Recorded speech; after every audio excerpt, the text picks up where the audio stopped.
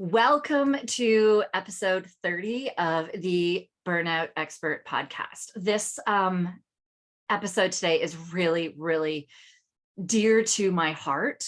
And I'm so excited to give this to you today because I've had struggles with my kids that people outside did not understand. Lara, who we're speaking with today, I'll introduce you in a second, has also had these struggles that I knew that many of you, a lot of the stressors in your lives as well are because of struggles with your kids that other people on the outside don't get. So I'm just so excited to dive into this today. So let me read to you, let me explain, introduce to you Lara. I'm so excited, I'm tripping on my words. Let me introduce to you Lara, and then we're going to dive in because this is going to be an episode that many of you may not even realize affects you when you may actually have kids like ours in your house. So Lara has been married for 14 years and she has 4 kids, as well as 2 cats that she describes as spicy. And she has a business, which is like having a 5th child. She believes that she has the best job in the world in coaching moms to live their lives on purpose and with purpose. Now, a couple of Lara's kids are also neurodiverse, like my kids. One of them is PDA, and she just also discovered some other information with another one of her kids, which we're going to be diving into today as well. Now, PDA falls under that autism spectrum, but doesn't present like autism, so is very often missed. Normally, I do paraphrase somebody's response before they come on the show and ask them about their burnout story. But today I'm actually going to read to you what Lara said to me, because what she said was, I can't change it. It needs to be said. So Lara said that she thinks that burnout for parents of not average kids is really such a big deal.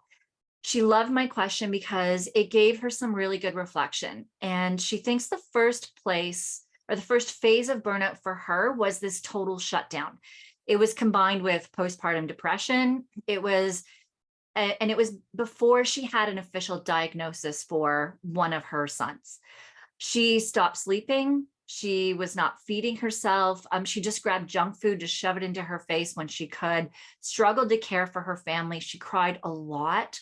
She had random good days that tripped her up, and then she pretended that everything was fine to everyone else, but inside she felt like she was crazy. She felt like there was really something going on. And then she had a second wave of burnout, which she lovingly calls functional burnout. And she knows when she starts to teeter on that edge, when she starts pacing her house, staring at her phone to escape more. So that's a huge one for many of you, staring at your phone, trying to just escape from life, losing interest in being with people different than her normal introvertedness, which I completely I'm right there with you. And she feels that fatigued deep in her bones. I know I used to describe that constitutional exhaustion as being like moving through a fog of cement. She thinks that every mom experiences this, but she feels that when you have a neurodiverse kid, the pendulum, it does swing much bigger and more often, which is why she actually created this checklist called her shitstorm checklist. And it's a tool that she started using on herself, and now she actually has transitioned to giving it to her clients. She calls it the emergency preparedness plan for when the earthquake of life hits. It breaks down simple things to do the groundwork yourself and care for your nervous system. And that's what we're going to be diving into a lot today too, I believe, is the nervous system. It's very effective and efficient so that we can still meet the demands of life without giving up. Then we start easing our way back into joy and out of burnout. So as you've heard, Lara's journey through burnout and life with a neurodiverse kid, it led her to be this amazing coach that she is today. You're going to hear that in the way that she speaks. Lara is a speaker, a podcast host, which we do have listed in the show notes. She's a writer, consultant, a coach who has helped thousands of moms be in a better mood, play more with their kids, manage their homes better, get their to-do list done, and answer their purpose with fire in their souls. So without further ado, Lara, welcome to the Burnout Expert podcast. Thank you. It is so exciting to be here. And just going back and hearing you read that, I'm like, yes, all of that. Like, I'm resonating with it again. And I wrote it. So Right? I think so many of us are there. Right. This is the thing. Like, when we have kids, that like when I'm working with people with burnout, we go through different stages of our life require different tools. And when we have kids, we're still not prepared just for like I want to say regular kids, but our kids are regular. They're just super freaking cool. So just for kids that maybe are not pushing you to the edge the way that our kids do. And just for being awake at night, the hormone changes in ourselves post-pregnancy, the different styles of parenting between our spouse and ourselves, the mixes of different cultures, different, in-laws and our family parenting and all of that stuff. Like there's so many things that we aren't prepared for, but throwing into the mix a neurodiverse child. Yes.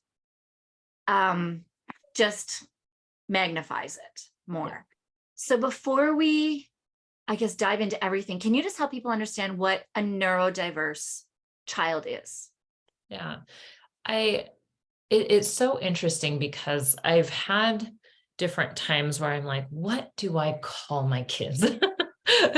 and it's like you said, like they're regular kids. But the way I think about it is their brains just work differently than other people's. And that's not to say, I think sometimes when we use that phrase neurodiverse, it means it's divergent from something normal.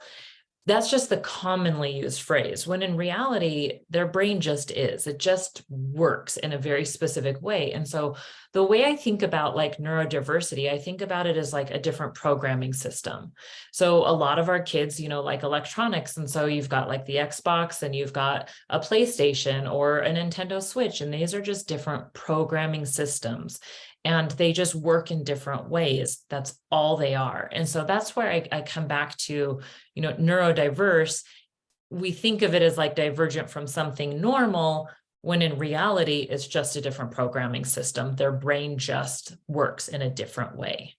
Yes, absolutely. So I know for me as well, like I had to pull my son from school. You had to pull your son from school.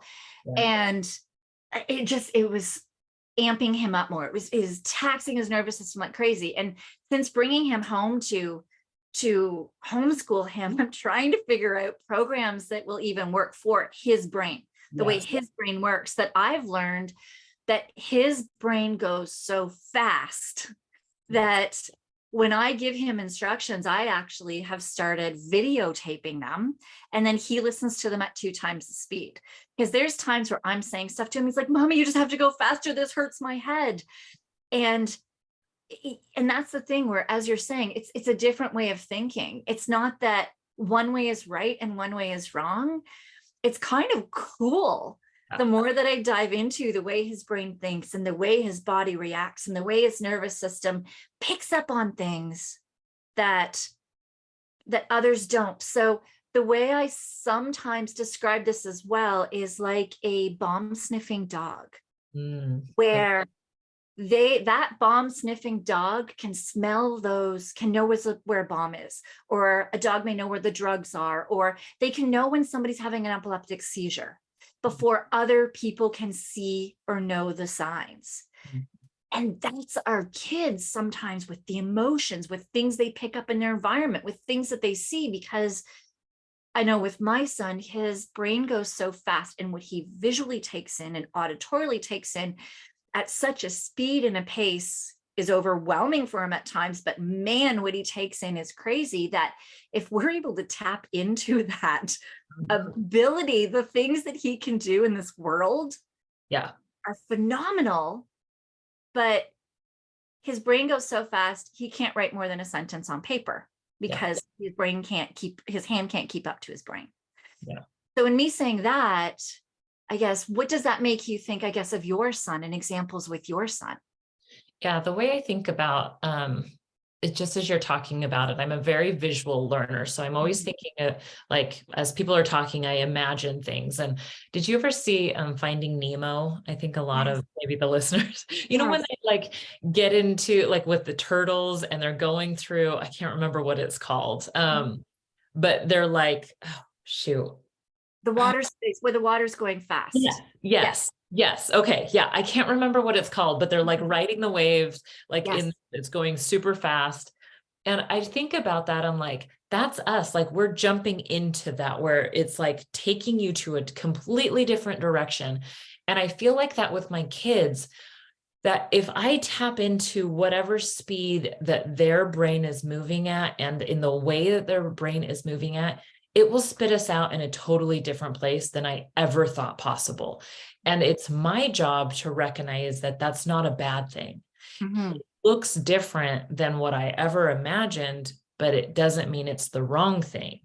And so Mhm. for me, that's where I've had to like step back and really trust where we're going as a family and trusting my kids really on a very deep level. I think we live in a society that we as parents are the ones that are in charge and we're the ones creating this future and we have this list of what it means to be successful and we're like inviting them along into our vision.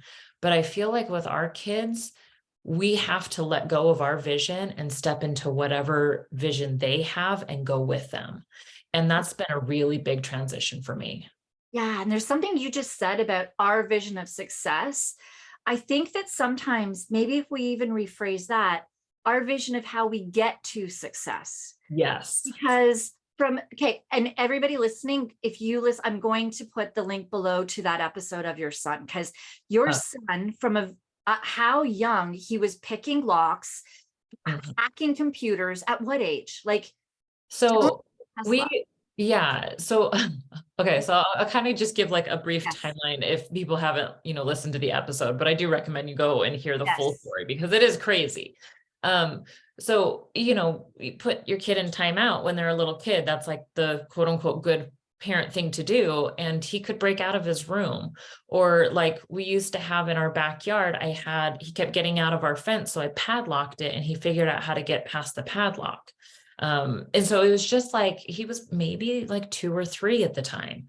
But then it got to where like he was getting out of his room and he was only 3 years old and it wasn't safe for him to wander in like the halls at night. And so we tried like different locks on his door and he figured out how to get out of all of them. And then we put like a sliding lock at the very top and he figured out how to move all of his furniture to slide it over so he could get out of his room that way. So, I mean, from a very, very young age, he was always getting into stuff. But as he got older, whatever rules we put in place, he could figure out a way to bypass all of them. And I think he was 8 years old. So we had one of the smart bikes, like the early before Peloton, it was like a Nordic track. And he figured out how to bypass the operating system on it so he could access YouTube. We didn't allow YouTube in our house and he wanted to watch YouTube. So he figured out on this, I didn't even know you could do that on a smart bike, that like you could bypass all of the system in order to turn it into a functional computer. And that's what he learned how to do, even though he had never really been on a computer. So then it was like literally everything we put in place, internet filters, like all of it. He could figure out how to bypass any of those to the point where, I mean, we don't have guns in our house, but we got a gun safe. He was about 10 years old when we got a gun safe. And he figured out where like the backup keys were. He would literally find them anywhere in the entire house. He could find the backup keys to like take the passcode switchboard off and put the key into the system and get into the safe where we stored all the electronics. And then he figured out, like my husband had got a Tesla. He works a long way from home. And so he liked the self-driving feature. And so we didn't want our kid in the Tesla in the middle of the night. We wanted him sleeping. And so he would come in and the only way you could get into the Tesla was with our phones. And so he would like watch my husband like from the corner or like in a reflection and figure out what his passcode was on his phone in order to get into the Tesla. And there were times where he was in the Tesla in the middle of the night and figured out how to lock us out of our own freaking car. Our 10-year-old is in the car and we can't get into him. So we talked with Tesla on the phone and they're like, we've never heard of any of this happening before. We don't know how to help you. And so then we could like figured out other ways, to get around it. And then we like shut all the internet. So he couldn't do anything in there. But then he started putting speed limits. Like he would go into the Tesla at night and he would put a speed limit on the car so my husband couldn't drive above a certain speed just to make us mad that he still was in control. But then I think like the really like the cherry on top of all of it was when like we took the keys to the safe to grandma's house. And so they weren't even in the house, and we had the passcode, and I wouldn't even open the office door. Like it was in the closet in our office, and I wouldn't even open the office door unless he was totally out and I was making sure he couldn't see through the blinds as I'm entering the passcode to get electronics out. And what I realized, well, he told me, later on, he's like, Mom, I can get into the safe. I'm like, how are you doing this? And he said, well, I just sat outside the door and listened to the sound of the passcode, memorized the sound, and then played with it long enough until I matched the sound. Now that's incredible. What's really incredible is that the first two numbers are always changing, and then the rest is the passcode. So he figured out the first two numbers didn't matter. You just go and push whatever numbers light up and then memorize the rest of the sound and could match it. So that's when I really knew, like, we're in a different league. It literally doesn't matter what we do. That kid will find a way around all of it. Yeah. So this goes back to where I said, like, he can be successful. Totally. But here's the kicker. I had to take my son out of school because he could not do, like, well, he was bored in school, but he also can't write more than a sentence. Yes. Like, how is your son in school? Like, you had to take your son out of school. Yeah. Was he able to do school assignments and stuff and do the schoolwork the way that, like, when I'm going back to where we said about success, we think, okay, it's success is them, doing elementary, middle school, high school, going to college, doing these things. But like, I'm working towards certain classes. My son will not do a teacher-led class.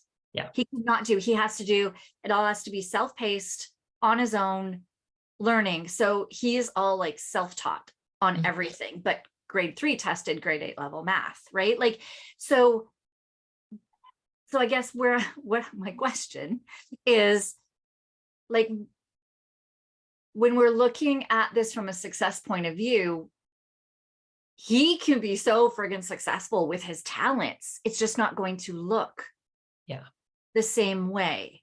So as a parent, what stressors are involved in that? Because there's a lot, personally and externally. Yeah. And I think it's such a good question, because so much of it requires our own self-work in order to break down what we view as successful and the path to success.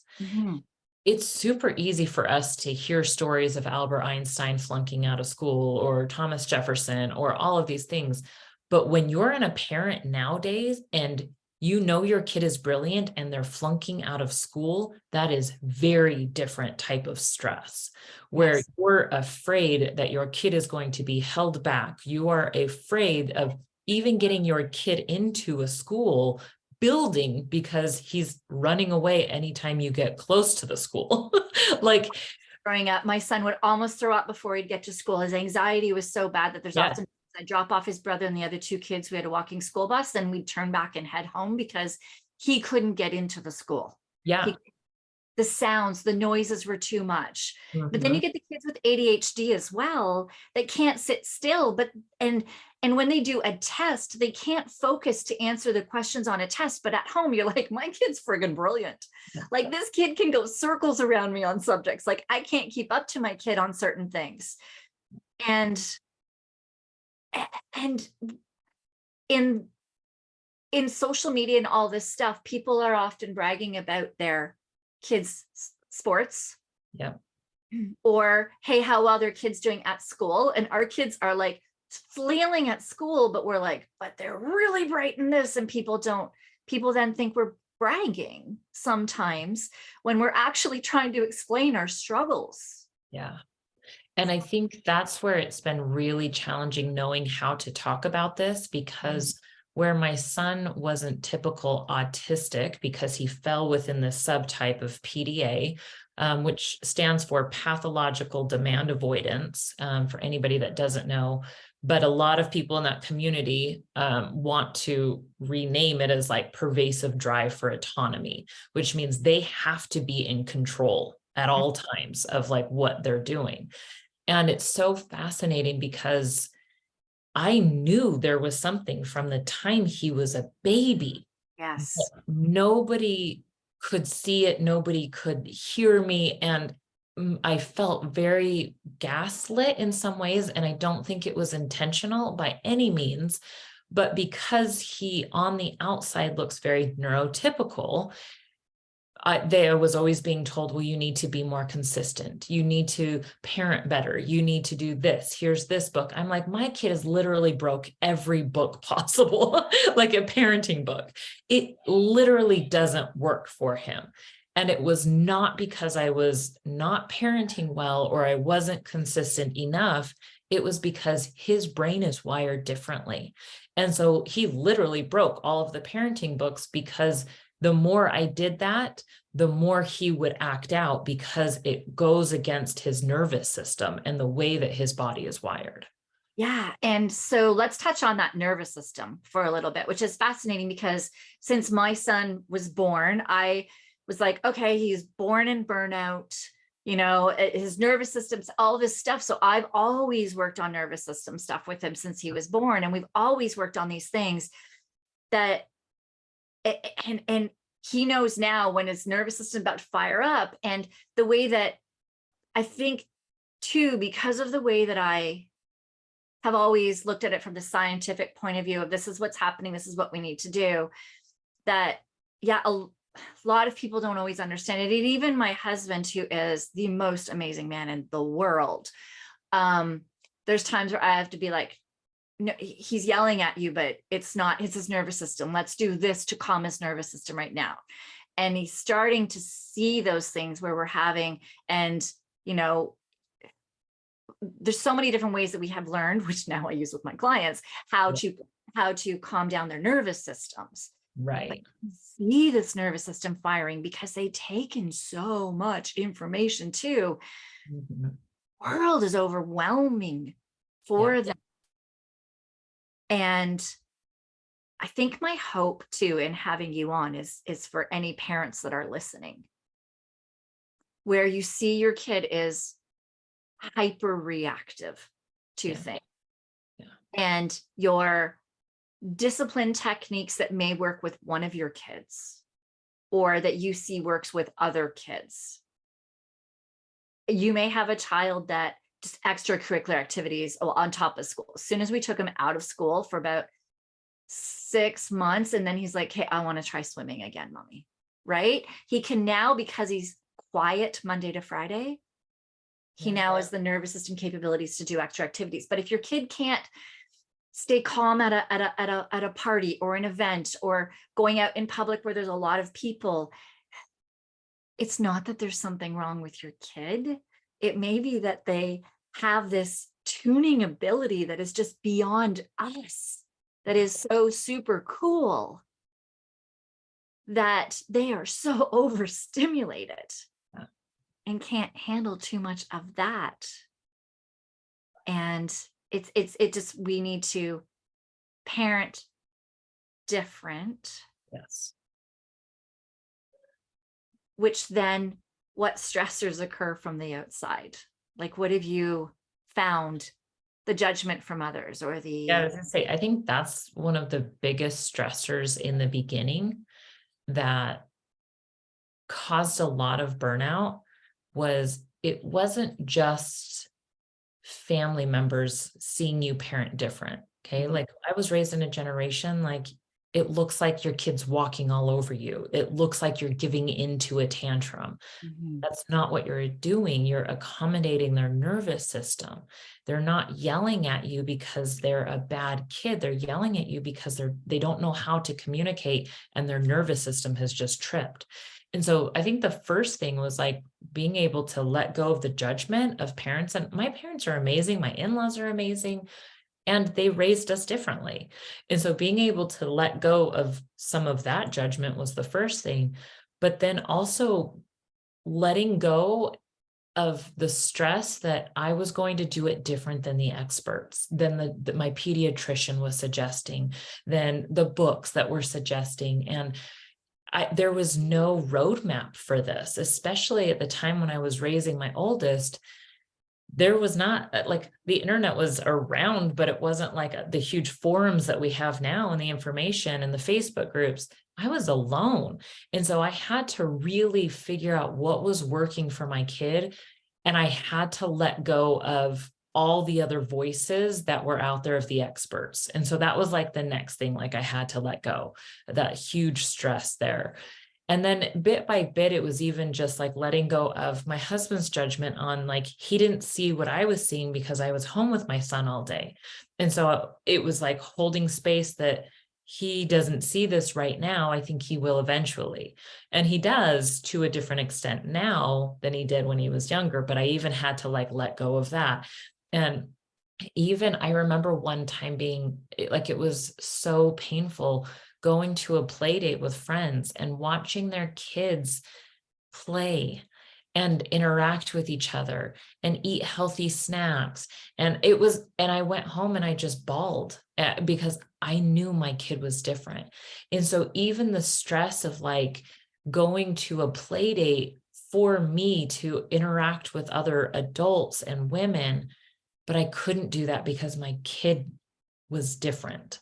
And I think so much of that, has continued on as he's gotten older.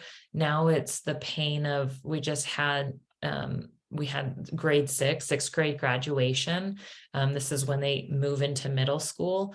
And I had to get off of social media for a few days because I was watching all of my friends post about their kid's sixth grade graduation, knowing that my kid will never have that mile marker because he can't attend school right now. And that was something he had looked forward to when he was little, but right now his nervous system cannot accommodate being in the school. And so there's just a lot of things like that. I think as you are raising a neurodivergent kid, there are moments of total grieving and mourning for what you thought would be. And that's where it's really kind of trippy. And I think that can lead us into burnout, is that you love your kid and you can see their brilliance and you're so excited to see their future and they're going to be successful and you're trusting them, and you are a human, you are a mother, you are a father, and sometimes you have to mourn that it looks different than you thought it would. Yeah, absolutely. And as you're saying this too, I mean, my son is 10 and we still have to go everywhere with him because just in case he has a meltdown, just in case, like, so his happy place is Pokemon. And it's fascinating because it's all other neurodiverse kids. There's ADHD kids, there's some kids that are madly autistic, there's kids that are like, just their brains are like so fast, and they're kids of all ages, which is fascinating because he's never ever understood kids of his own age. But at Pokemon, there are other kids of his own age. They're just other really cool neurodiverse kids. And quite often, like, I'll even, because he homeschools on PA days, I plan, okay, everybody, we're gonna meet, all the parents drop off their kids, but I have to stay. There's actually one other mother as well that always stays because of her child as well, just in case. And I was talking to her the other day too about how, like, we have to stay. Right. I can't leave. I can't even say to them, I'm going to go across the street and just go grab myself a smoothie or something. I can't, because that might be the moment that my son's nervous system just gets hit way too much and there's an explosion. Yeah. So I just have to be there just in case. we've worked with this. He knows a lot of the signs a lot earlier now, I think, because we've been working at them since birth. And all of that, which I'm so grateful that I do what I do, that I didn't realize how much it would impact my son now.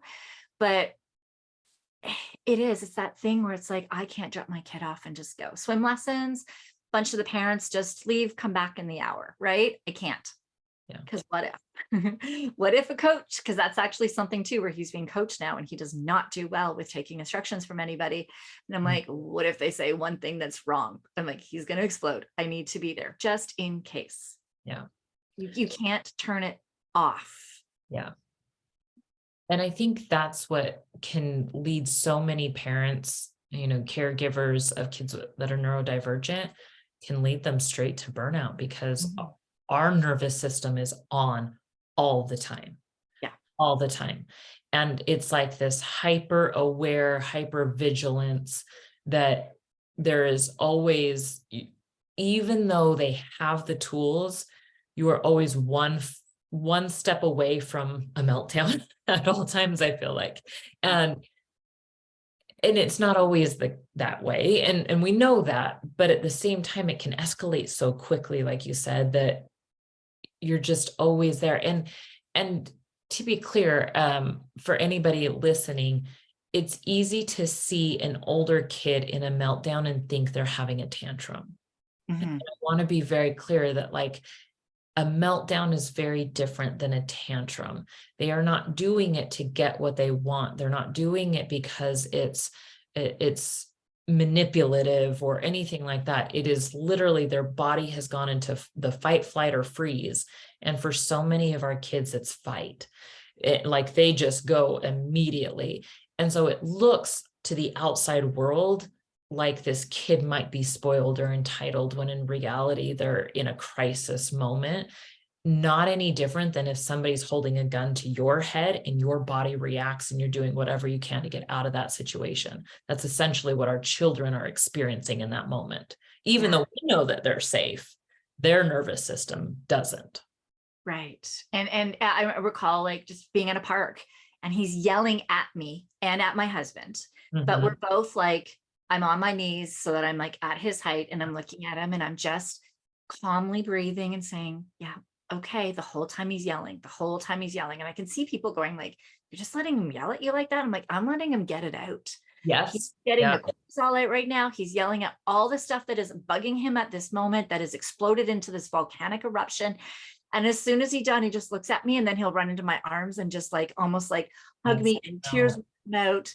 And because you let him get it out. Or sometimes there's so many things. Sometimes it's like, I remember we did something once. He's like, I need to get out of the car and run. I'm going to explode. I'm like, okay. I'm like, there's a park a block ahead. As soon as I opened the door, he bolted from the car and just ran and then came back and went, okay, I can breathe now. Right. And it's different. And I recall as well, your podcast, this one episode I keep talking about, you said where you and your son had finally figured out some things, strategies that were helping and working and getting to things. And your son said to you one night something about, I didn't get as mad today or something. Do you want to tell that? Yeah, I'm trying to even remember. I don't know. But I mean, there's been many times like that where he even said this to me the other night. So since we took him out of school a few months ago, so it was January is when we pulled him out of school. And at that point, he was having very explosive meltdowns.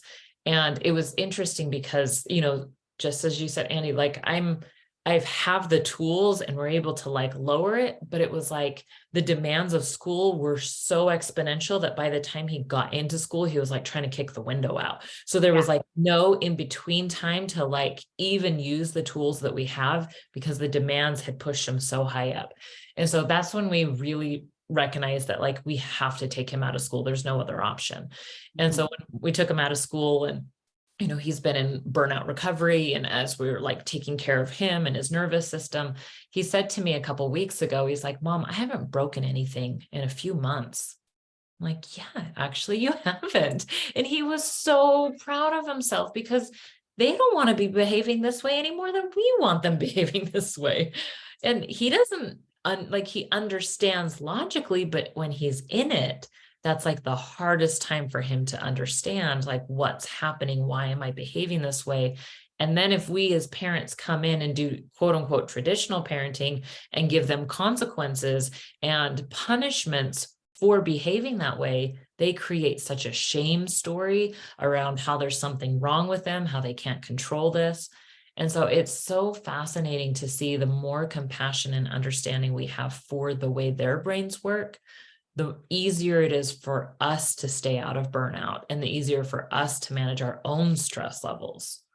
Yeah, absolutely. And like, I find it fascinating. I actually wasn't expecting you to say that you use burnout tools on your son, because that's what I think of it. And there's times too where I'm like, okay, what is it that I do? Like, I think that it's all burnout, but I get, there's this autism piece where autism is like their nervous systems are so firing that those tools help autistic kids as well to decrease some of the anxiety, to decrease some of like the tools, because it is hitting the nervous system, hitting whenever, if we think of a bucket of stress, just a bucket, and we're filling it with stress, it doesn't matter the stress. So as an adult, financial stressors from our jobs, stressors from toxic bosses, stressors from just life in general, traumas, all of these things for us, that we often don't think that our kids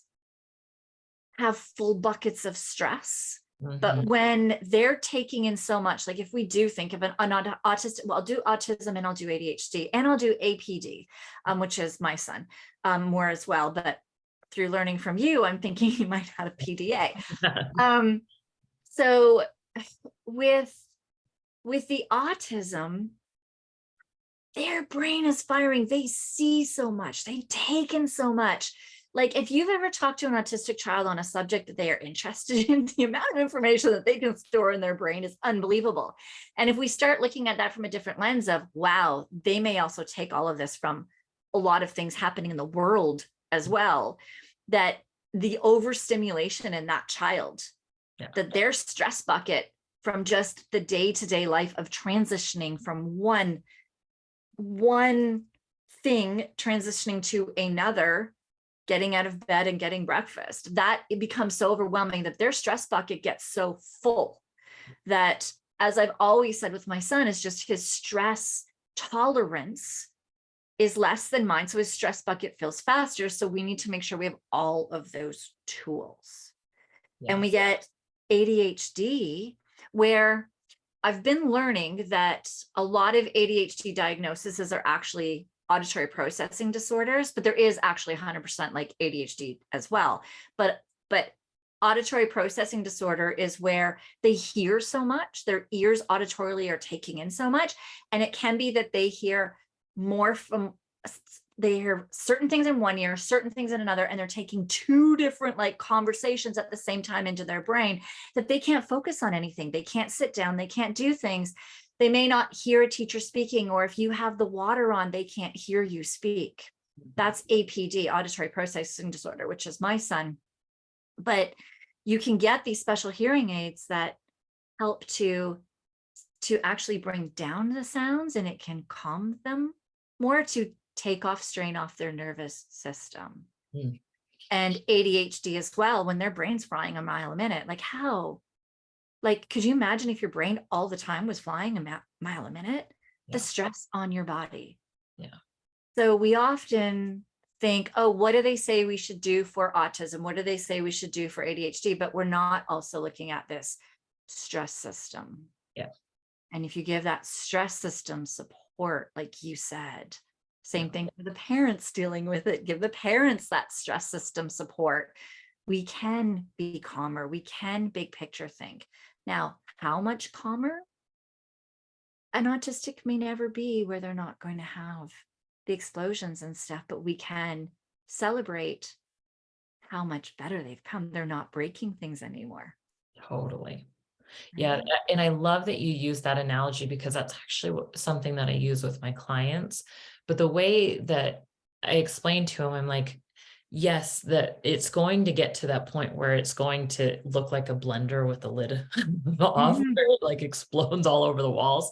I'm like, but you can also put like a spigot at the bottom and slowly like start siphoning off some of that stress. And that's where like the tools that we teach, with the nervous system, what that's doing is it's slowly siphoning a little bit off. So they're not always like at the top, they're maybe more in the middle. And the more we can help them siphon that off, the more we can accommodate their nervous system, the easier they can exist in the world that was not made for them. And I think that's like, as a parent, that's the most loving thing I can do. And I had a really hard time for a long time thinking, well, they have to exist in this world, so I can't be accommodating them all the time. They're going to have to figure it out. And I remember at one point shifting that on, well, maybe we are creating a world that could accommodate this even more. The working from home is a way that, can be accommodated. People being, consultants or freelance is a way that is accommodating it. And so I think our world is shifting to where we're creating a safer place for all kinds of brains. And the most loving thing we can do as a parent right now is teach them the tools, practice them ourselves so they can be set up for success. We don't have to hold them to that same standard that the world exists this way, so therefore you better learn it now or else. That's just setting them up for failure now and failure in the future. At least that's the way I think about it. I love your thoughts on it. Yeah, absolutely. Like I think well, I've always been an entrepreneur. I've always asked why, which is so funny because my son will be like, well, and it's with school, so many things with school. Well, why do I have to do that, mommy? And I'd be like, I don't know. Like Yeah. I can't answer that. Yep. I've never been the type too that has been like, you do this because you have to. I've always questioned why. So Yep. when he is as well, I'm like, I don't know. So that's where too, I've really gravitated towards homeschooling. I love it so much because like the way that I think about our school system is that you're putting kids all of one age group Mhm. in one classroom and expecting that they are going to have the same interests, they're going to be at the same level in everything, that they're going to like have the same personalities, the same communication styles, the way that you're all teaching them. And I'm like, where does that happen, where that ever happens? Like, so if we think about as well all of the careers that we've gravitated towards, any Mhm. careers we've gravitated towards work towards our personalities more Yeah. so. And Yeah. even our friends, we think of our friends. So people are like, what about the social with school? And I'm like, well, when you're out in the workforce, that's where people struggle, is after like they're done college, university, they're like, I don't know how to find friends. I don't know how. And I'm like, well, my kids are learning now because my other son is now seeing how cool homeschooling is, that he wants to join us next year. And he's having the autonomy to start picking his courses. He wants to get into math and physics and really heavy into these sciences and really go down this rabbit hole at a pace that he wants to go. I'm like, go for it. But I am connecting him with like a robotics course down the street, and they do Pokemon. So they're already learning that where they're going to find friends is where their interests are, Yeah. Yeah. not necessarily on the schoolyard. They're going to find them at the Pokemon tournaments where now we all meet on PA days and Mhm. holidays, or they're going to meet them at robotics club. You know, the little Urkels with my son, the one that wears a fanny pack for the last 2 years and has his I love shirts it. tucked in, and like it's just he's the best kid in the world. I mean, all these kids are so cool, right? He's average gifted. He's not like as neurodiverse as the other, but he struggles as well to find his people. It was only once he got into the gifted program and kids started doing the Rubik's Cube during recess. And he's like, oh, Mom, kids were doing the Rubik's Cube today. I got to bring my cube tomorrow. And he started having friends and wanting to do play dates, Yeah. right? Like it really is, I think, teaching our kids so many of these skills. Okay, where do you find the cool people like you? Like, Mhm. is it magic and D&D, like where Yeah. you go and get these other neurodivergent brains that you can go and go and speak your language? Like, is it some history club or is it an astrology club? Like, where do other kids speak your kids' language? Where do they have the interest? Is it totally in the arts where they're just in this creative world all the time? And you can get them into those groups. And that's where they start feeling, I belong here. Whereas Yes. a lot of these kids don't feel like they belong in that classroom. Yes, completely. And I think as we explore that for our kids, and I'll tell you kind of my journey on it. It's super tricky as well when you're in burnout and then you feel like now my kid needs me to homeschool them. Yes. And even just as you're talking, I'm thinking about like my journey with it. Like I always knew I wanted to, like he would probably end up homeschooling because I knew his brain. And I wanted to ride the wave as long as we could because my nervous system needed a break. Yes. And so it's like this really, I feel like this delicate balance of like give and take to like accommodating their nervous system and accommodating your own nervous system and what you're able to do. And I mentioned that just because, you know, if anybody's listening and they're like, oh no, like, how do I homeschool my kid? I don't know if I can do that. You know, like I love that we're at this place with my kid. And I still have my other kids in school because I need to accommodate my nervous system. So I just wanted to mention that too. And that was my thing too, is I was not taking my other son out until I figured out what to do with this one son. Yes. Now, have I figured it out? Not really. And I've been saying to him, and I think you had this experience too, where you said your son wasn't doing any schoolwork for quite a while. Yeah. And my son too, he loves math. He loved Beast Academy. I'm like, okay, you do Beast Academy every day. That's it. And Mhm. that's really all he did. So there is this thing that they say when you start homeschooling where you unschool, and it Yes. makes so much sense. And I didn't understand what it meant. And everybody does have their own version or vision of it. Yes. What unschooling means to me, first off, was just making my son was okay. So what was my priorities?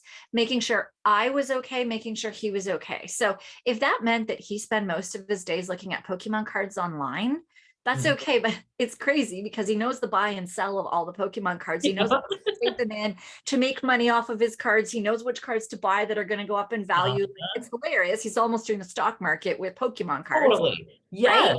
So Yes. he's found his way, but he spends entirely too much time surfing that or funny cat videos for the first while. And satisfying jobs was one of the things he used to search on YouTube. I'm like, whatever, because it is still working his brain in a way, but he could not do any courses that he still can't, that are coached by somebody. Now, I'm going to be trying one thing in therapy and parts therapy with him that I'm wondering if that may help with that step, but it's taken us many steps to go through. My first thing was getting him into a therapist, and he's been with the most amazing therapist for CBT, cognitive therapy, behavior therapy. But we're stuck at a point with that now that I'm moving him into a new therapist that works with parts therapy to then go back to this amazing CBT therapist. So there's different like pieces to that too, that my job was, I'm going to make sure that this kid's nervous system is okay. That was my goal. Yeah. So today he didn't have a good sleep last night. He's also grown an inch in the last month. Mm. He was up last night, and it was so funny too, because when I heard him up, I went in, he goes, Mommy, I can't sleep. My legs hurt. I think I'm growing, and that's what's going on now. I'm like, okay, let's feed you a little bit, see if you can go back to sleep. And he woke up saying, I didn't have a good sleep. We're like, okay, we'll have a chill day today. So he has watched some TV. He's played with his new Pokemon cards. He's chilling. He's reading a book that he's liked, but he's been on his own most of the day. I'll ask him, do you want me to work beside you today?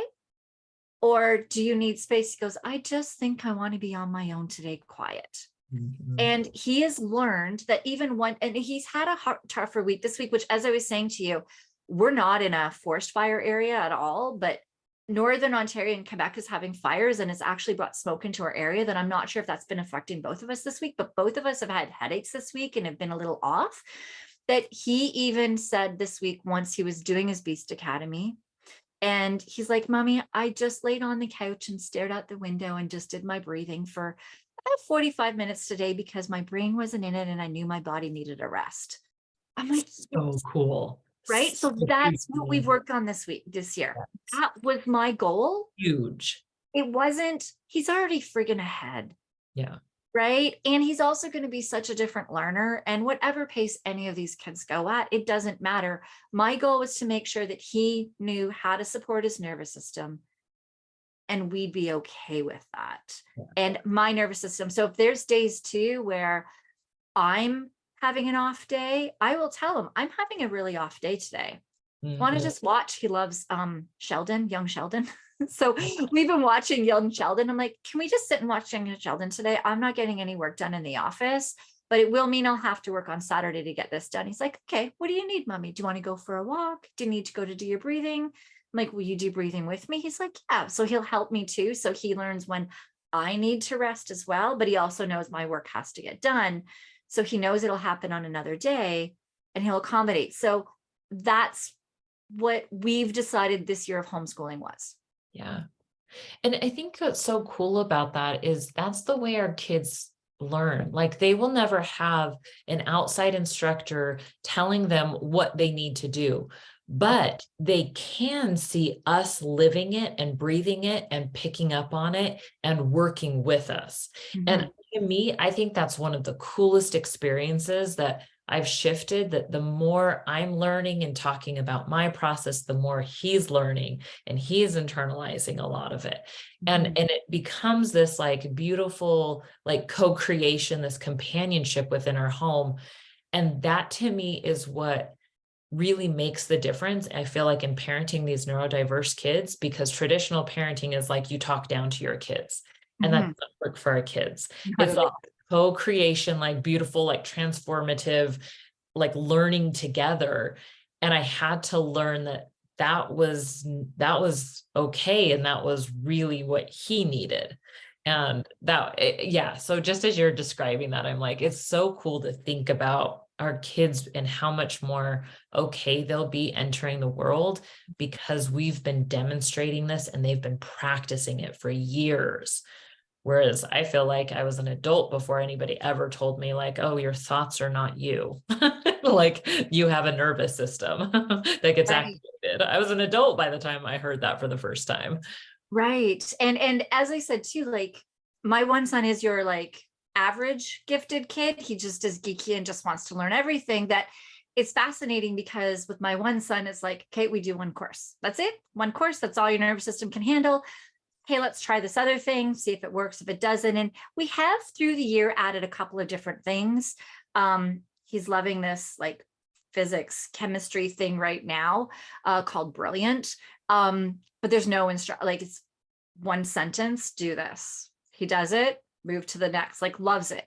And so we figured that out. But my other son is like what you would expect a typical kid to be. Hey, yeah, I want to do this and let's try this and let's go this. And like, I'd like to learn this and that. And he has this huge list that now we have to weed through and go like, well, we can only do this many, right? Which is what a typical kid would be. And it's interesting though, my other son has said, he goes, I'm interested in that course, but it has a teacher. So what we've said is he can sit by his brother while his brother's doing the course and listen. And if it gets to where he's irritated, he can just leave the room. But if he wants to stay, he can listen and participate without anybody looking at him, without anybody asking him questions. He can hear the conversations between the other students and the teachers with him being on the side. That's so yeah. So it's kind of interesting that my other son is, as you said, teaching him. In a way, he's kind of gravitating towards a course where there's somebody actually instructing it in a way that's comfortable for him. And maybe over time, he may actually decide he wants to do a course with a teacher. Who knows? Yeah. And it's cool being able to like leave that up to them to decide. And I think that amount of trust has taken a while for me to get to on like trusting that this is their path to success. This doesn't mean that they aren't going to learn how to listen to a boss someday. And I think that's like what everybody would always come back and say to me on like, well, how are they ever going to survive in the world? How are they going to have a job? How are they? I'm like, but the more I trust him, the more successful he is. And so it's my job to get on board with the way he is able to work. Yeah. And the thing is it's we need people Like I've always said, we need people to run the hotels, run the airports, do these jobs that are like at a desk in an office, and do all these jobs all the time, in order for me to be out there being this entrepreneur and this creative person and doing all these things and being able to travel and all of that. I wouldn't be able to be the person that I am without these people having those jobs that you said are the typical jobs we think of. But our kids aren't probably going to have a typical job, but the jobs that they're going to have are going to make such an impact on this world if we hone in on their strengths and their abilities and teaching them this is how you can learn in these environments. I mean, who knows? We're starting the stock market with my with this son because of what he's been doing with Pokemon cards and stuff. And he loves money and numbers, and he's really good at seeing trends in things. And his, I think, photographic memory or something is just ridiculous. So it's like, okay, we're starting to do the stock market game. And who knows, if he gets into the stock market, that's a really great career. Yeah. He can do it in his home. Totally. Right? Like, there's nothing wrong. It's just, it's different. There's a way. There's always a way. There's always a way. And I love that. I love that because I repeat that back to myself lots of times, the Jurassic Park, life always finds a way. Like, that's exactly what it is. Like, these kids find a way. And I think sometimes we hear like neurodivergent and we have language around what it is that's happening in their brain on such a deep level, but this has always existed. This has always been there. So when you study a Mozart, when you study an Albert Einstein, this is why they flunked out of school. This is why Mozart was kind of a little cranky because he was brilliant, but he struggled. He was overstimulated. He was probably autistic. He really struggled with people. And so it's so fascinating to go and see all these brilliant minds in history and to be able to understand they were so brilliant. They were probably neurodiverse. That's why they had these funny quirks. This is why they flunked out of school and why their parents got these report cards. You always hear those stories on the Albert Einstein kind of stories, but I think our kids are the ones that are going to change the world. We just have to give them the confidence, because a lot of they have that perfectionism and they already have so much shame for not being the same and imposter syndrome and all that stuff that a lot of us have as well. But theirs is to the nth degree. Yes. And just giving them that's my job. My job is to give him the confidence in himself to be able to find his way, to make his path in this world in a way that was meant for him to do it. Yeah. Yeah. I completely agree. And I think that's such a different mindset than I went into parenthood thinking my job is to teach him. And I realized that no, he's probably going to teach himself anything that he needs to know. And my job is to provide that confidence and that loving atmosphere where he can find his interests and run with them. Yeah, absolutely. So fascinating. This podcast episode was supposed to be on parents handling. I love it. But I think that we talked more about the actual kids and their nervous systems, but I'm hoping that in a way as well, that helps the parents see this from a different view, from a different lens, to see the things that sometimes are stressing you out are actually gifts in a sense. Yeah. That are actually going to help our kids be these most amazing people in the world. As a parent, though, so let's switch this just because I know we do have to be mindful of time. You have your kids at home on Wednesday night. So we have just with these parents as well. If there was advice that you would give to a parent who is in burnout, who is experiencing a child like we spoke of, that is the coolest kid, that is just out of the box and doesn't fit in school, what would you say to them? I think the first thing is that it's okay if you don't see them as a cool kid yet. Yes.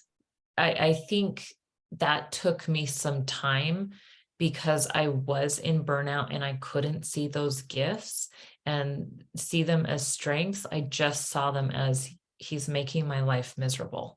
Yes. And I say that with a lot of love because I've been there and I know how hard it is, especially if you don't have a name for any of this stuff.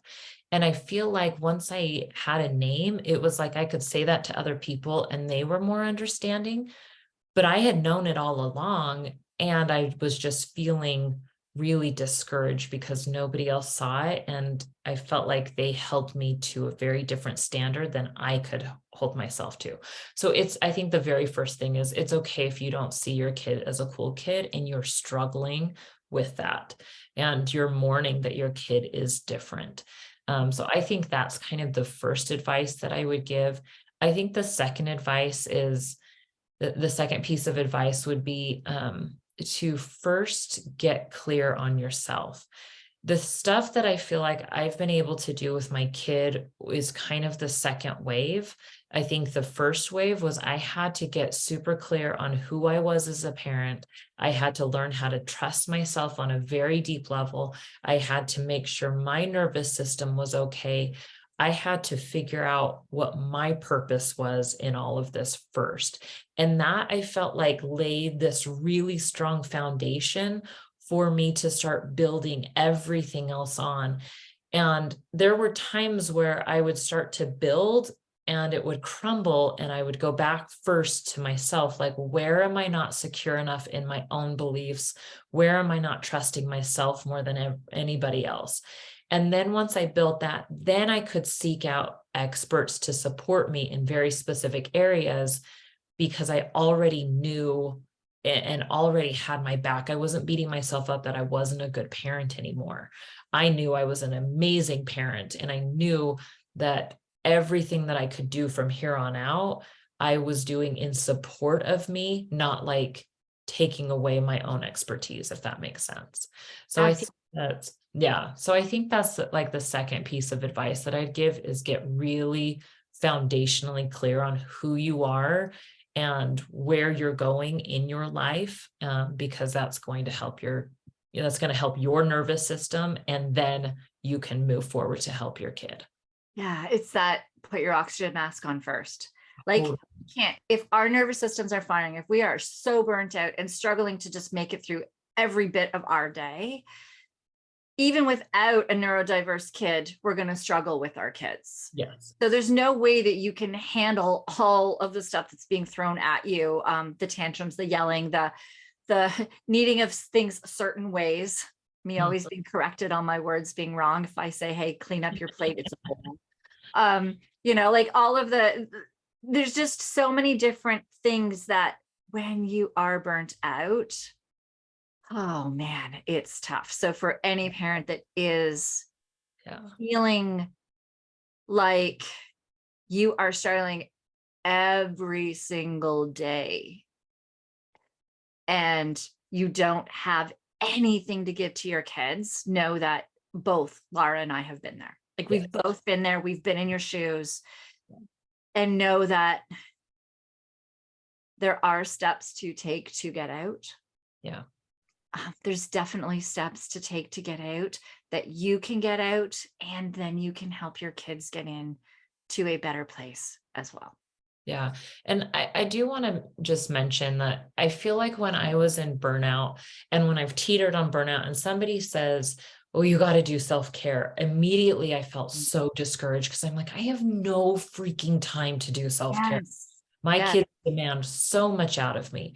And I want to be clear that self-care, I feel like, seems optional. I'm talking about self-preservation. Mm-hmm. I'm talking about eating a protein bar because you're so busy feeding your kids that you haven't fed yourself. Yes. Like, I'm talking about going to bed maybe 5 minutes early or locking your door when you're in the bathroom. The kids are still going to knock, but they're not climbing on you when you're on the toilet. Yes, the cats too. Yes. Yes. So like, I think sometimes we hear self-care and we think these are hour-long things. Sometimes for me, it's listening to one of my songs I want to listen to and then turning a kid's song on and then going back to one of my songs. Like it's just very simple things to like drop in joy. That's my fuel to keep going. I believe was there a link that you gave for something along those lines?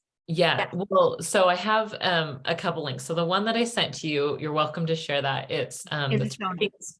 yeah, in the show notes. You're welcome to share that. I have a book club it's a virtual book club for all moms. You don't have to read the book to join. You can just listen to the book and I teach you ways to apply it. It's always made for neurodiverse brains. So it's a safe place for all of us to come and not feel overwhelmed. But part of that is a video where it's like the 3 things to avoid when reading self-help, because I feel like self-help, parenting books, all of that adds more to our to-do list. So I have this video, like the 3 things to avoid so that you're not feeling overwhelmed and creating brain clutter. But I can also share with you, if you want, Andy, I can put a link to the shame store checklist. Same. I can't say that. I think I changed it on there. So it's just the life storm checklist. I didn't want people to be offended. But I can share that link as well. And I print this out each time my nervous system is overwhelmed. Mhm. And I can feel that I'm teetering on that top of explosion. And they're very simple things to do so that I can like ground my body and not be thinking about my child's future and how successful he's going to be with a boss. But it's like, what can I do in the next 5 minutes to help me so I can help my kid? So I can send that link to you as well.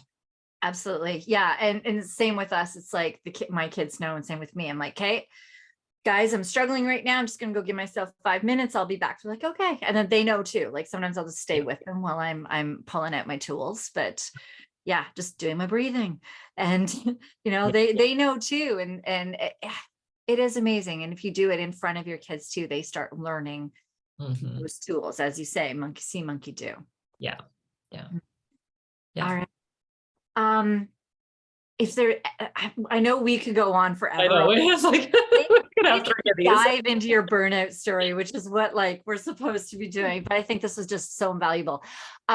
Before we leave, is there anything else that we have not covered that you feel that needs to be said?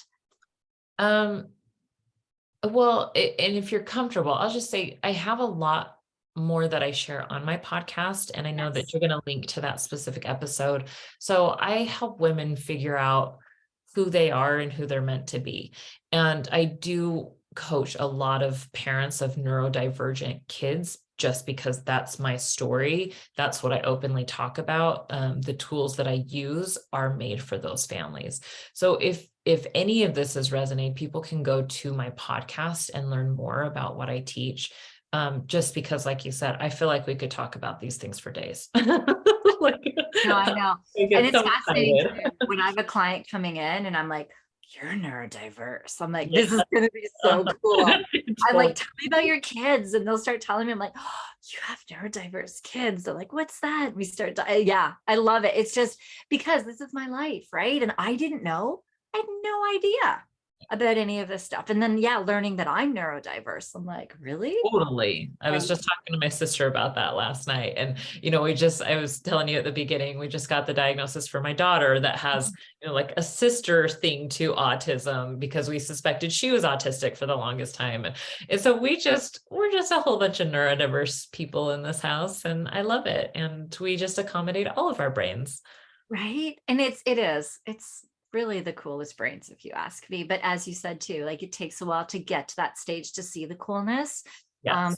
But if anybody wants to get there to that point of seeing that coolness in their kids and having that energy and that passion back in yourself as well, reach out to Lara. I'm here as well. Both of us. This is what we both do. And Lara's, it is interesting. I do all of these interviews and I do listen to other people's podcasts and stuff. And Lara's is the one that I actually do continue to listen to because it's so much parallels like my life as well. So I highly recommend go listen to her podcast. And yeah, amazing. All right. So everything is in the show notes in order to connect with Lara, to get her podcast, to get the downloads that that Lara has suggested into your book club. So go into the show notes and get those. If you want to reach out for anything with me as well, my links are in these show notes as well. My burnoutexpert.ca website and my first responder one, 911lifestyle.com. Both of those sites are there. Reach out. Both of us are here. We're both amazing. And same with Lara's podcast, with my podcast. Please like our episodes and share them with people that you know will really resonate with them, because that's how our podcasts are actually seen by more and more people as well. And we so appreciate you for doing that. So thank you very much, everyone. And we will see you in the next episode.